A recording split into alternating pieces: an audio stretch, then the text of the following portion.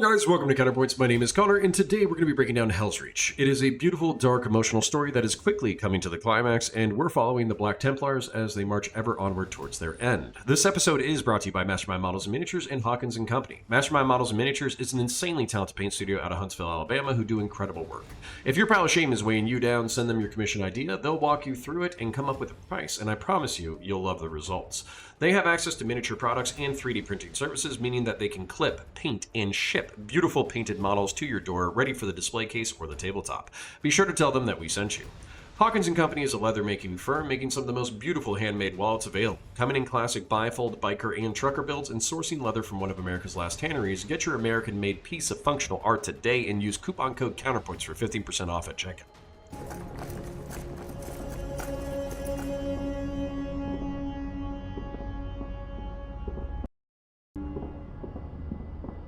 Very few left.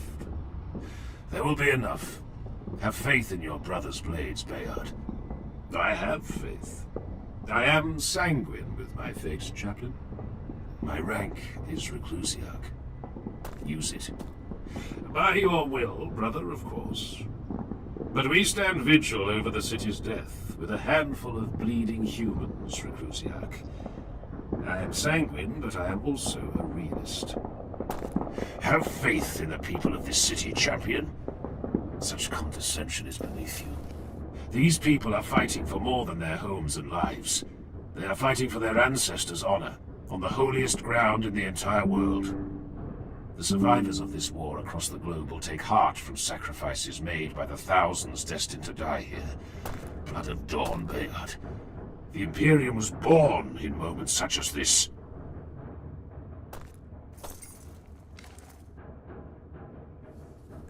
My voice was one of the few that spoke against your ascension to Mordred's rank. I would have said the same in your place. Hail, Adjutant Quintus Tyro, Major Riken. We got cut off from Saren and the others. Throne, there are still thousands of the bastards out there. And that's not the worst of it. Explain. The enemy still has Titans. And there's one you'll never believe until you look upon it with your own eyes. We saw it march from Rostrick Ironworks, collapsing habitation towers in its wake. Move inside and see to your wounds. If the end is coming to these walls, you will need to stand ready. Oh, we'll all be ready. The bastards took my face, and that made it personal.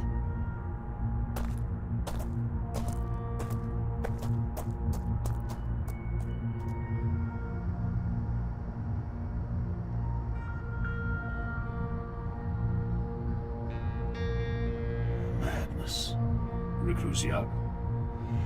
Humans, they are a mystery to me.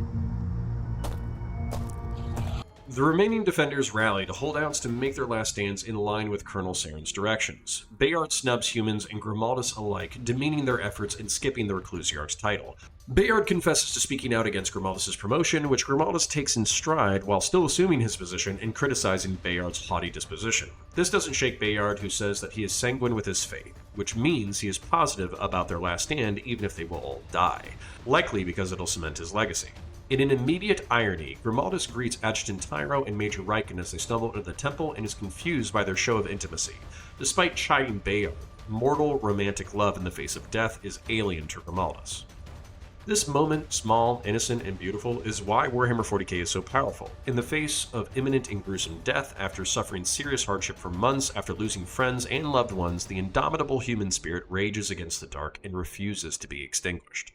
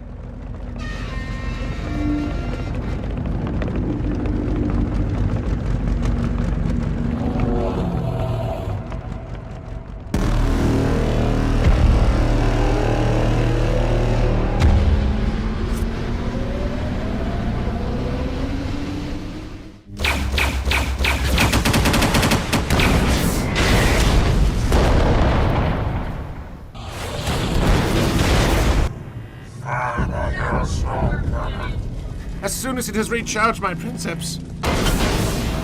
My princeps, we must disengage. We need to rearm and cool the plasma core in standard sustained venting procedure. No more lectures. I do not care. I'm ready. Firing. Wait for the stabilizers to come back online. They only need another minute.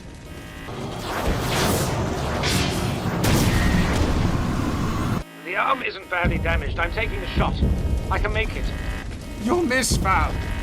Give them 30 seconds. Just 30 more seconds. Firing.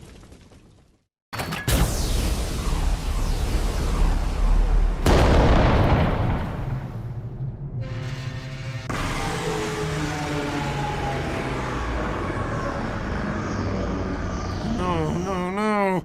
This can't be. You've killed us. I had the shot. You son of a bitch!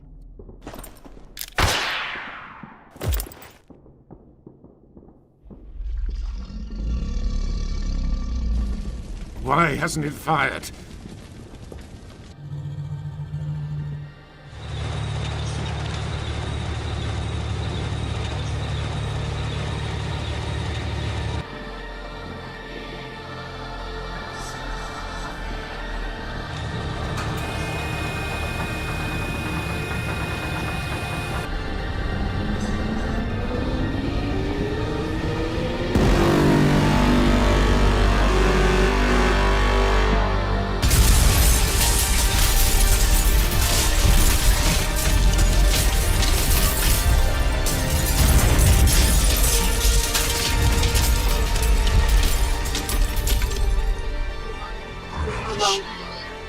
I stood until the end, as promised.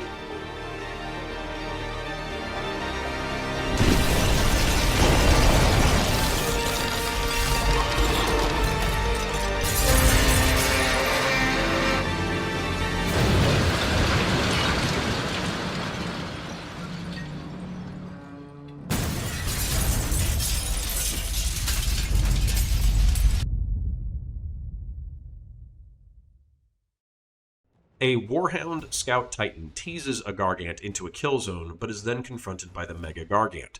Despite the hardships, the Imperator-class Titan Storm Herald and Prince of Zaha still stand. Storm Herald is badly damaged, overheating, and taking a battering to its void shields. Moderati Valian Karsamir, against the protests of a peer, fires, missing the Gargant and dooming the Titan. The fellow Moderati shoots Val, as he calls him, in a bitter protest against their end. A rage at would have, could have, and should have been in the face of death, which is only drawn out by the approaching of the Mega Gargant.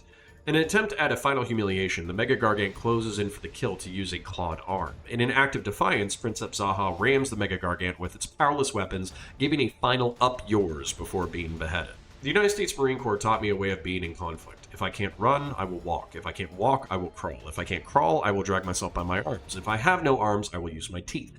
This is the kind of animal tenacity seen in the orcs, and it is also the ferocity human beings are capable of. Again, raging against the dying of the light. They said you would be here. I beg the many forgivings of this holy place for my intrusion, but I bring news, yes? Do not be angry. The Vox is still playing many unamusing games, and I could not speak with anyone in any other way. Speak, Legionnaire. The beasts, they are coming in great force. Many are not far behind us, and I have heard Vox chatter that Invigilata is leaving the city. Why would they leave us? They would quit the city at once if Princeps Zaha was gone. Mechanicus politics. She is gone, Reclusiac. An hour ago, we saw Storm Herald die.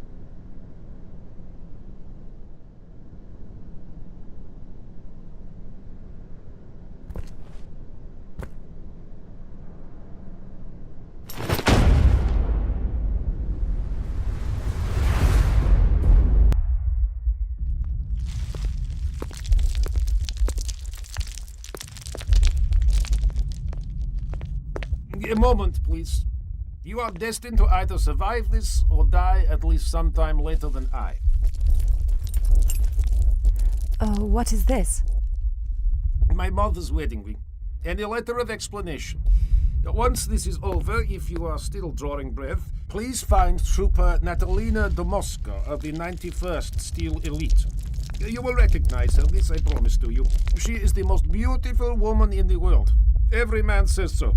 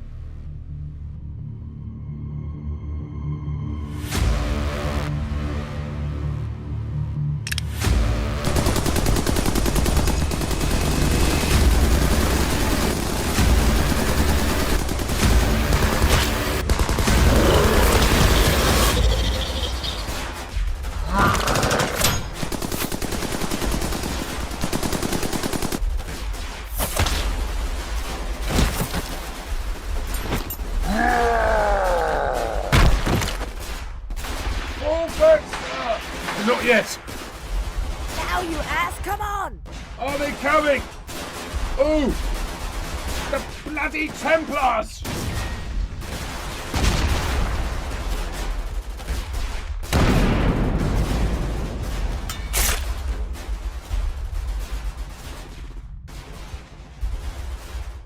Never!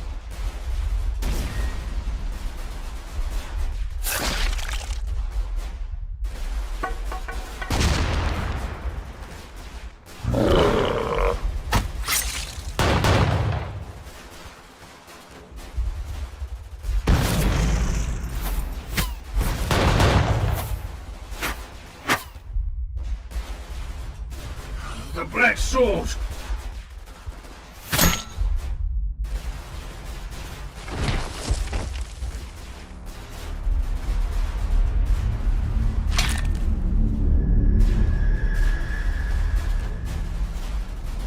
Priamus, Helsreach, you are the last Emperor's champion of the Helsreach Crusade.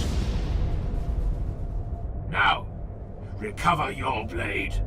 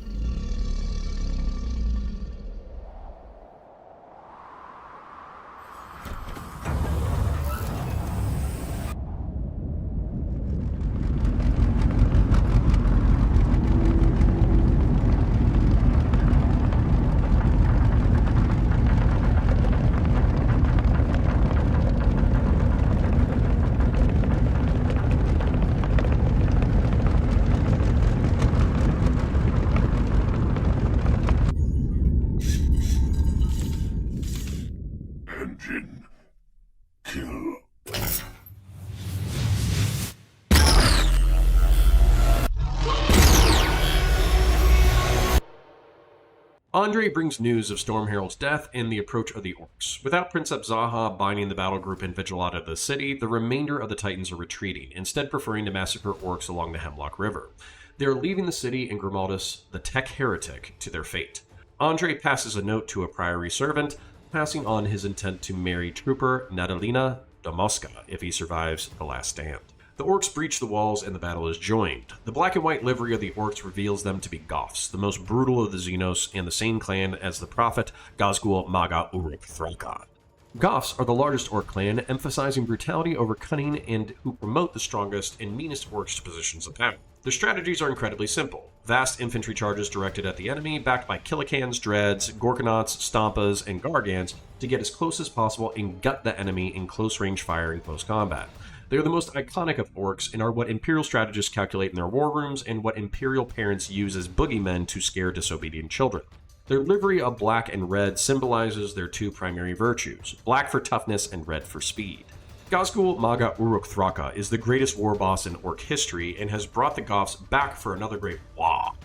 The orcs in general, and the Goths in particular, do have an honor culture, and they accept Grimaldus' challenge to a duel. Grimaldus plants his Crozius Arcanum firmly in the orc skull, collapsing it. The Crozius is a badge of office and a mace with an internal power field. It is either an Aquila representing the Imperium, or it is a winged skull representing the Emperor's sacrifice for humanity. There is no conflict between religious symbolism and using it as a weapon for chaplains because the best way they can worship the Emperor is to wage war on his behalf. The Sisters in Guard join the battle as Bayard and Primus fight back to back. Primus finds Bayard impaled and watches Bastilin die to a headshot. Grimaldus honors Primus by telling him to reclaim the Black Sword and to become the last Emperor's champion of the Helsreach Crusade. This is a bitter and humbling pill. Primus, throughout the series, has been an upstart, a recognized talent whose ego is on par with his skill. This has led to blind spots that have nearly gotten himself and his brothers killed. That being said, it has been his dream to serve as the premier swordsman of the chapter, and even as Emperor's champion, shown through his close relationship with Bayard and him jealously eyeing the Black Sword at their most recent encounter. But this is very likely not the way he wanted to receive this honor. Primus likely had fantasies of being honored by his brothers, donning the Artificer armor of faith, and wading into battle against hordes of enemies. What he didn't expect was fighting for a month and a half, sweaty and exhausted, making a bitter last stand, and taking the title he always craved from his dead brother. But this is how legends are truly born, not in the fantasies of our minds, but in the muddy, bloody, disappointing, and often harsh battlefields of reality. The Mega Gargant approaches and trains all of its weapons on the defenders. The battle is over and everyone stares into the maw of death, but in a sunless realm, the sun rises at last. That last line is from The War Within the Webway, when the Emperor of Mankind took to the field. It parallels the dire circumstances and brief triumph of Aristartes' brothers. During the War Within the Webway, the Primarch Magnus breached the psychic shielding on Terra to warn the Emperor of Horus's betrayal. In doing so, he was tricked by the god of change, Tzeentch, and ripped open the gate, allowing demons to storm the capital of humanity. The Emperor of Mankind held the gate stable as best he could, while the Custodians and Sisters of Silence battled hordes of demons and traitors for 5 solar years. These warriors stood, being cut down day after day, losing brothers and sisters to endless tragedy and mind-bending horrors, but their faith in the Emperor of Mankind, even if it was not a religious faith, never wavered. The Emperor sanctioned sacrificing 1,000 human souls to the Golden Throne to hold the gate stable while he took to the field. Despite the barbarism and brutality of this choice, he arrived at the battle as a cleansing star, dissipating demons even before the battle was joined. He cleaved through enemy hordes and dragged victory out of the jaws of defeat. Our hopeless Templar, Guard, and Sister Defenders mirror the Custodians and Sisters of Silence in their undying faith in the Emperor of Mankind and humanity itself. Even staring into the maw of death, they kept the faith, and in a parallel way, they receive a kind of deliverance. Oberon, freed from his bunker, takes off the top half of the Mega Gargant. Oberon is a tank armed with a Nova Cannon. This is an experimental weapon usually employed on capital Navy ships. The technology fires a solid object at almost the speed of light, allowing it to annihilate anything in its path. This time the intervention buys the defenders a breath before the final plunge. Status of the weapon. Oberon has no void shields, no secondary weapon systems, and Suspensor lift capability is limited. Alone, I can fire it no more than once every 20 minutes. I need to recharge the fuel cells manually and regenerate flow from the plasma containment. Heed these last words, Forge Master. Do not bring the weapon too close. The Temple District is naught but fire and ash, and we are surrounded on all sides. Flee the city. Pursue Invigilata's retreating forces, and link up with the Imperial assault along the Hemlock. You wish me to run? I wish you to live rather than die in vain, and save a weapon precious to the Imperium. We will be buried here, Jurisian. There is no dishonor that your fate is elsewhere. For Dawn and the Emperor. By your will, Helsreach.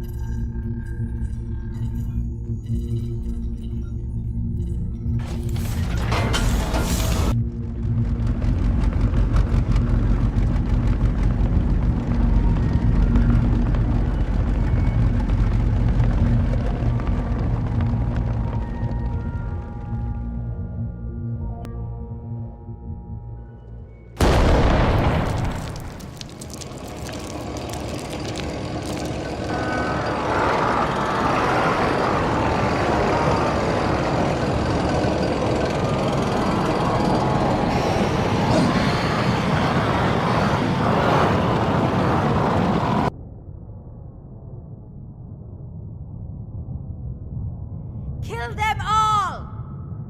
Let none survive! Never has an alien defied this holiest of places! Take heart, brothers! Fight in the Emperor's name!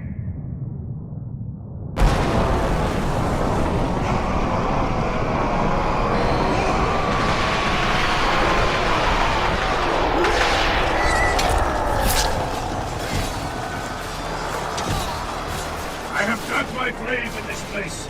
I will either triumph or I will die. No pity, no remorse, no fear.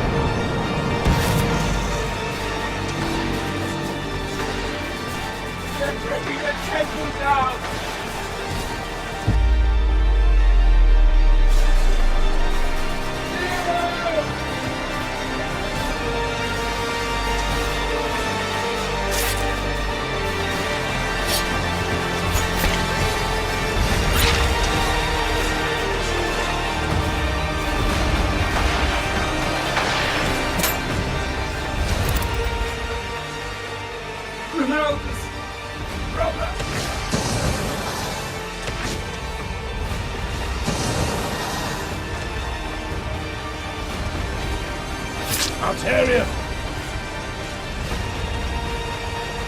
Goodbye, brother!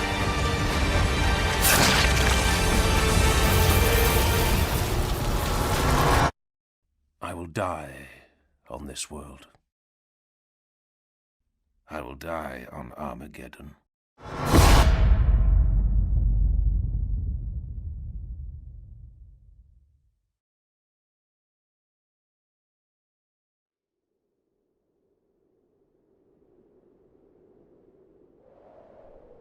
They call it the season of fire. The ash wastes are choking with dust from roaring volcanoes. Fighting across most of the world is ceasing, not because of victory or defeat, but because there can be no arguing with Armageddon itself. In a handful of days, no man or Xenos beast will be able to breathe in the wastelands, so the war ceases for now. Imperial forces consolidate the territories to which they still lay claim, and drive the invaders out from those where the Orcs have managed to grasp no more than a weak hold. Helsreach is one of these places.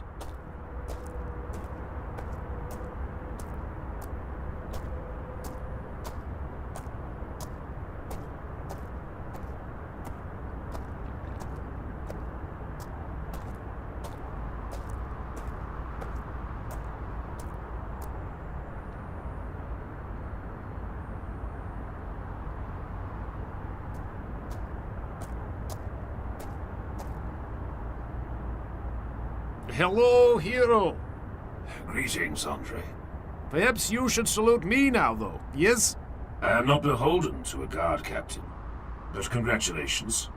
Yes, I know. But I must be offering many thanks for you keeping your word and telling my captain of my deeds. An oath is an oath. Your friend, your love, did you find her? Yes. I did find her. I am glad you made it. I heard you were very injured, yes? Not enough to kill me. The reports I have heard indicated no one else survived the fall of the Basilica. Yes, that would make for a wonderful story, no? The last Black Knight, the only survivor of the greatest battle in Helsreach. I apologize for surviving and breaking the flow of your legend, Reclusiarch. I promise most faithfully that I and the 6 or 7 others will be very quiet and let you have all the thunder. Were you not injured at all? Yeah, I had a headache, but then it went away. This makes me smile.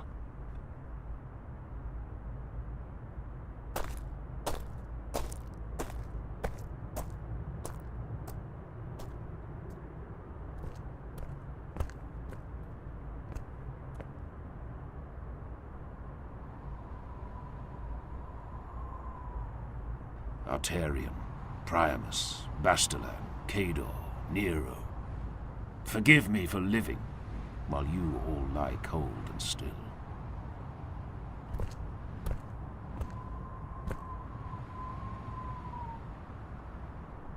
We are judged in life for the evil we destroy. It is a bleak truth that there is nothing but blood awaiting us in the spaces between the stars. But the Emperor sees all that transpires in his domain, and we are judged equally for the illumination we bring to the blackest nights. We are judged in life for those moments we spill light into the darkest reaches of his Imperium. Your world taught me this. Your world and the war that brought me here. Hero of Helsreach. The crowd cheers. As if there is only one.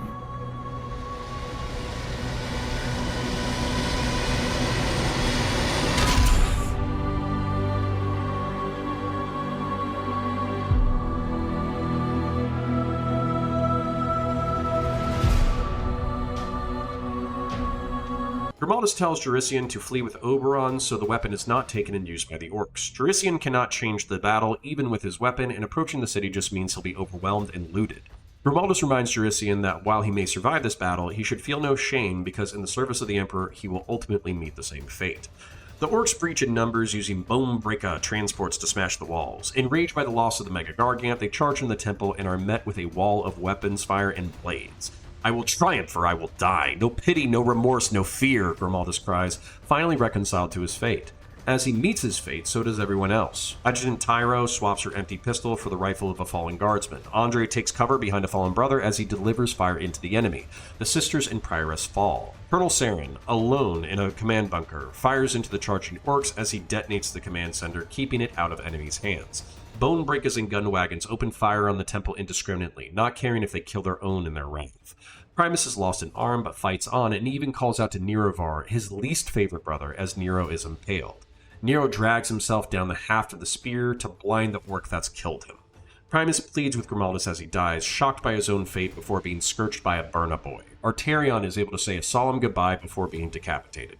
Grimaldus stands alone out of his brothers as the temple falls on his head. The Season of Fire saves the defenders. Even Helsreach, on its last legs, is able to be saved by the changing climate. Because of the sacrifices of Invigilata, the Steel Legion, the Salamanders, and the Templars, Helsreach holds. Andre jokes with Grimaldus as he leaves, showing his undiminished optimism. But Grimaldus shows one of his first signs of true human care, inquiring about Andre's love, which unintentionally stings Andre. His love is dead. Grimaldus and half a dozen guardsmen survive the temple collapse, but to expand Grimaldus' legend, Andre jokingly agrees to stay quiet about his own exploits. Grimaldus addresses the Steel Legion a final time before departing.